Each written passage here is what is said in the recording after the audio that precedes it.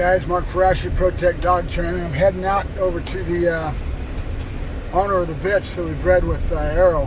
And this is this litter of puppies that you're seeing now that I'm developing the puppies. And right now, if you guys didn't know it, the market's really in a strange position because everybody's all affected by the pandemic, and all our lives are, whether you realize it or not. We have a lot of things going on in our lives based on struggle and dealing with our economy and everything else based on what's going on with this pandemic.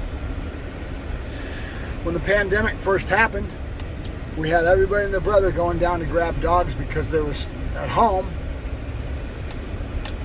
Very instinctive, natural thing to do for Americans to love dogs, and they all went to the pound and they all went to rescue, and they all got emptied out, and all the dogs were being well cared for. And then the pandemic seemed like it was going to get under control, and everybody started to try to put their lives back together again, and that's what we're dealing with right now. Everybody trying to get back to a normalcy of some sort, and then we've got this new variant. So it is a big factor in our economy, a big factor in our society, and it is what it is. So all those dogs that were taken out of the rescue and out of the pounds have now been shoved back into the rescue and back into the pounds. They're full. There's a glut of dogs, and it's a sad thing because now everybody and their brothers all out trying to make a dollar in any way they can. So things like marijuana up here in the high desert, everybody and their brothers growing marijuana. It's a free crop, right? They figure they're going to be able to just do it, So they're all trying to do businesses on the side and do things. Well, dogs are the same way. I've been a breeder before the pandemic, and this is my lifestyle. This is what I do, but a lot of people are jumping into the water that shouldn't be in it. So there's a glut, a saturation on the market right now of puppies. They're everywhere. And a lot of the people that are doing puppies are working dog people, and good or bad or indifferent, whatever, there's litters everywhere, okay? So we can't sell our dogs because there's not a market for them because the economy's all screwed up. Really, people have no money in their pocket, so they're not buying the puppies. They're trying to survive, and all of us that are trying to produce a product and to put up puppies out, some of them are viable, some of them are people that have been doing this for a long time. A lot of other people don't have a clue, and they're jumping in the water and they've got litters of puppies. There's litters of puppies everywhere, and so the market is saturated. So selling these puppies has not been an easy thing. I've been getting a couple sales. I get a little bit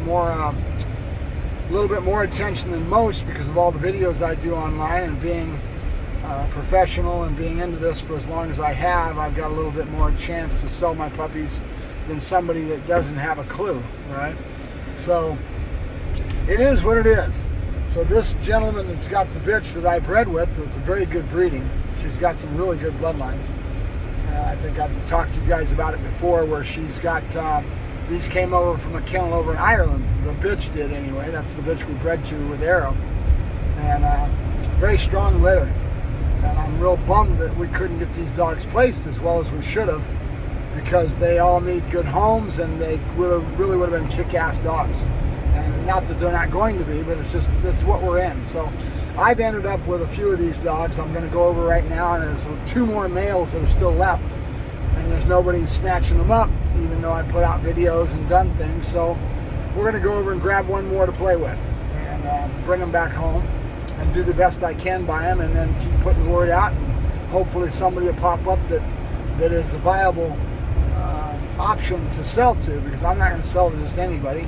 I'm not going to let these dogs get thrown into the pound, so I want owners that I can trust that are going to be forever homes and be good owners.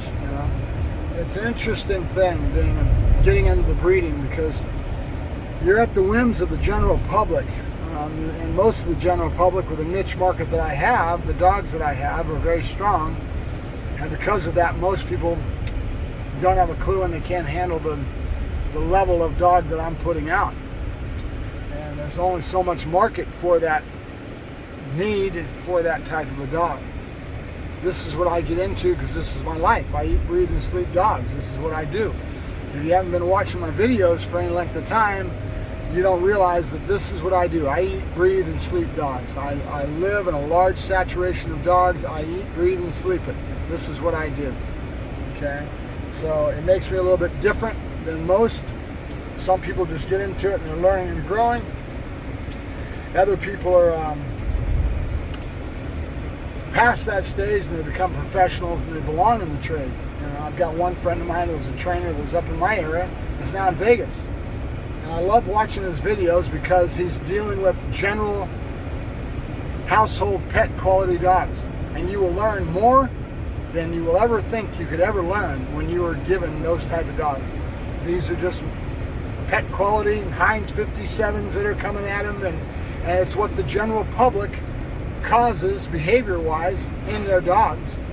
And this is what a professional will do. You know, this is what we do in regards to dealing with what society dishes us in regards to behavioral problems. And he will become a very good trainer, and he will become somebody that I respect and admire because he's putting himself into that position. He will learn more than he's ever learned in all the time that he was playing with all the protection people and all the heavy sport people and all that. Because of what he's doing now, he will learn soon. He will look back at that and realize how much those dogs taught him. You know, he's doing real good, and I'm very proud of him. And it's very cool to see somebody that's, you know, taken this step in life and gone out and not felt that it was below him. There's a lot of people, these guys that get into the sport, they get into doing bite work and things, they get into the higher caliber dogs that we deal with, they right away feel that pet quality is below them. But reality and truth, those pet quality dogs and those customers that need your help will teach you more than you have ever learned in your life when you're talking about dogs. I look back at my time that I was working at a training firm in the Bay Area, and the other firms that I've been where I've done normal pet quality type dogs and done a lot of the mental train wrecks that I talk about, and dealing with solving those problems and correcting those problems and dealing with teaching and educating and dealing with that customer base in general.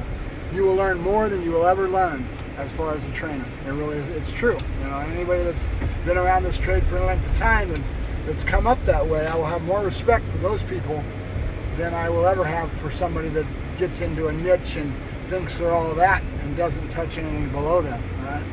There's a young lady that's at one of these Schutzen clubs right now. She's working with a husky, Malamute, whatever, the Nordic breed, and she's working all the time. And I look at that dog and I say, you know something, that's admirable.